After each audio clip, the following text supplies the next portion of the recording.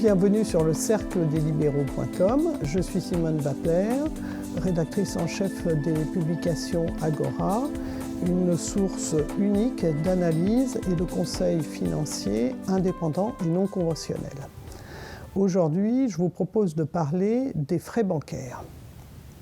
Alors, les frais bancaires, c'est en fait un effet pervers de l'activisme des banques centrales et de la politique de M. Mario Draghi à la BCE. Je vais vous expliquer pourquoi. Effectivement, comme tout le monde, vous avez dû recevoir une petite feuille en fin d'année où votre banque vous donnait ses tarifs pour l'année 2016. Alors soit vous avez regardé, soit vous l'avez classé sans y prêter trop d'attention. Mais cette année, il y avait quand même une nouveauté, c'est que en dehors de l'augmentation de certains frais bancaires, de cartes, etc., votre banque va vous faire payer ce qu'elle appelle des frais de tenue de compte. Alors c'est une somme relativement modeste, une menu rapide, de quelques euros à 30 euros par an. Mais derrière ce petit chiffre, en fait, il se cache beaucoup de choses et c'est lourd de signification concernant la santé de votre banque et la santé de l'économie et du système financier. Et pour le comprendre, il va falloir se plonger un petit peu dans l'histoire. Mais avant de nous plonger dans le passé, je voudrais vous dire qu'aujourd'hui, en fait, vous avez des moyens de contester que ces frais vous soient appliqués. Et nous verrons aussi d'autres moyens pour doper un peu le rendement de votre épargne, des moyens que ne vous propose pas votre banque. Voilà. Alors maintenant, petite plongée dans le passé. Autrefois, la banque, c'était un service pour les riches. En fait, c'était les riches, les commerçants qui avaient un compte en banque, sinon la plupart des gens vivaient en cash, ils n'en avaient pas besoin. Et à cette époque-là, les frais de tenue de compte existaient, et en fait c'était un service fait par le banquier. Le riche déposait son argent, et puis il recevait un relevé de compte sur un beau papier, écrit à la plume, avec des pleins et des déliés, ce qu'il avait rentré, ce qui était sorti, etc. Donc c'était un service parfaitement justifié. Il y avait aussi, pour les riches toujours, ce qu'on appelait les banques d'investissement. Donc ça, c'était un autre type de banque où des hommes d'affaires, des gens expérimentés, confiaient leur argent à ces banquiers, qui les plaçaient dans des entreprises gourmandes en capitaux.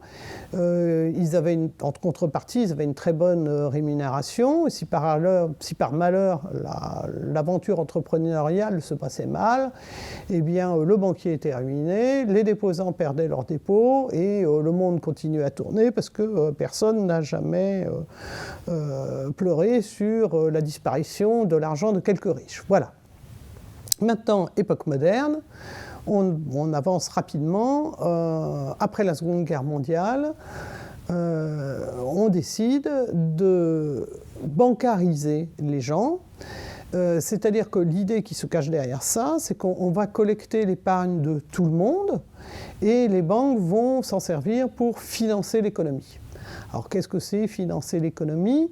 Eh bien, c'est votre prêt immobilier, ce sont des prêts à la consommation, ce sont des prêts de trésorerie aux entreprises, etc., etc. Donc vous comprenez, vous avez tout de suite compris que si je collecte un peu d'argent chez beaucoup de gens, ça faisait quand même beaucoup plus d'argent que beaucoup d'argent chez quelques riches. Donc les banques sont devenues très grosses, le crédit s'est énormément développé, et les banques sont devenues tellement grosses qu'elles sont trop grosses pour faire faillite. Alors depuis la crise de 2008, les choses ne vont pas si bien que ça, en tous les cas moins bien que ce qu'on voudrait le dire. Les banques centrales ont imprimé beaucoup d'argent, et elles pratiquent aussi ce qu'on appelle les taux négatifs, c'est-à-dire que les banques qui ne veulent pas prêter sont punies. On leur demande de l'argent. Et donc la Banque centrale leur demande de l'argent. Et donc elles sont obligées de répercuter ces taux négatifs sur leurs clients. Alors elles ne veulent pas prêter à l'économie parce que ça ne les grise pas de prêter à des chômeurs en devenir ou à des entreprises qui font de mauvais investissements alors que l'activité mondiale se contracte.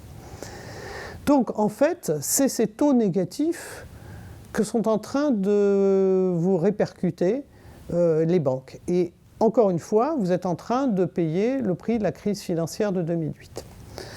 Alors, si vous voulez approfondir ce sujet, je vous propose deux choses. Bon, d'abord, disons, j'ai écrit un livre qui s'appelle « Pouvez-vous faire confiance à votre banque ?» Dans ce livre, je partais des bilans en 2012, mais il y a beaucoup de ratios, de grands principes qui n'ont pas vieilli, qui vous permettent de savoir si vous êtes dans une banque trop grosse pour faire faillite ou pas, et si votre banque est dangereuse ou pas. Et puis, il y a un deuxième point sur lequel je voudrais attirer votre attention, c'est que pour financer l'économie réelle, vous avez aujourd'hui ce qu'on appelle les plateformes de financement participatif. Et pour ceux qui sont abonnés, nous avons sorti un rapport spécial sur le sujet. Donc, qui s'appelle, alors là aussi un peu de téléachat, Crowdlending, 8 fois plus de rendement que le livret A en finançant l'économie réelle. Donc le principe c'est simple, vous sortez de l'argent de votre banque, au travers d'une plateforme internet, vous allez financer des vrais projets de vraies entreprises qui vous servent des taux d'intérêt en général entre 5 et 10%. Alors, vous allez me dire, c'est risqué, oui, mais vous pouvez faire comme un banquier, c'est-à-dire que vous pouvez répartir vos sommes, prendre des projets plus ou moins risqués, etc. Bon, bref, il y a toujours des moyens de contourner la question des banques, en fait, et de la financiarisation de l'économie. Alors, vous qui regardez cette vidéo sur Facebook, Twitter, LinkedIn, Google+, ou YouTube, vous pouvez aller sur le site du cercledelibéraux.com. Vous y trouverez une lettre type qui invoque le code monétaire et financier et qui vous permettra de demander à être exonéré des frais que veut vous appliquer votre banque. Ça, c'est la première chose.